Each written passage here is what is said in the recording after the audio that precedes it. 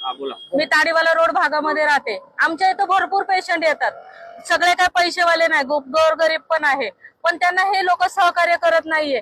कितीतरी वेळ टीचरवर बाहेर पेशंट पडून असतं, मग ते सिरियस असो मरू काही हो, पण हे लोक आतमध्ये घेत नाही. जोपर्यंत तुम्ही 50,000 भरा, 70,000 भरा किंवा 1,00,000 भरा, हे पैसे घेतल्याशिवाय हे लोक काय आतमध्ये पेशंटला घेत नाहीये.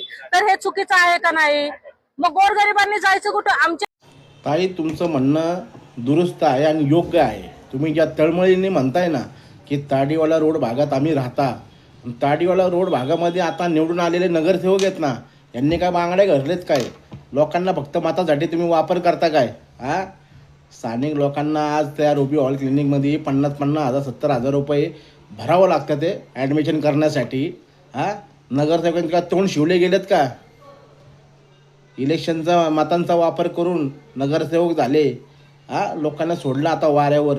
म्हणजे सर्वसामान्य चळवळीचे जे कार्यकर्ते तेच फक्त पुढे येणार आणि नगरसेवक फक्त मलिदा आणि कोट्यावधींचा टेंडर पास करून खिशामध्ये पैसे कमवणार. हे नगरसेवक आहेत आपण दिलेले निवडून. नालायक वृत्तीचे लोक आहेत. त्याच्यामुळं आवाज उठवा ताई. आम्ही सर्वसामान्य पुणेकर आहोत. आम्ही सदैव तुमच्यासोबत राहणार, हे लक्षात ठेवा. तुमचा आवाज पुणेकरांपर्यंत महाराष्ट्र राज्य शासनापर्यंत नक्कीच जाणार. तुम्ही तुमचा हक्काचा आवाज आहे, तुम्ही लढवा आणि तुम्ही तुमचा आवाज पोचवा, हीच विनंती करतो. त्या नगरसेवकांना नका वीक घालू. नालायक वृत्तीचे लोक ती कुणाचे नाही आहेत. मताचा फक्त वापर करणारे आणि पेट्या फक्त वाटणार आहेत. लोकांना सांगणार आम्ही बहुजन गरिबांचे काही नाही हो. दोतांडे सगळे नगरसेवक.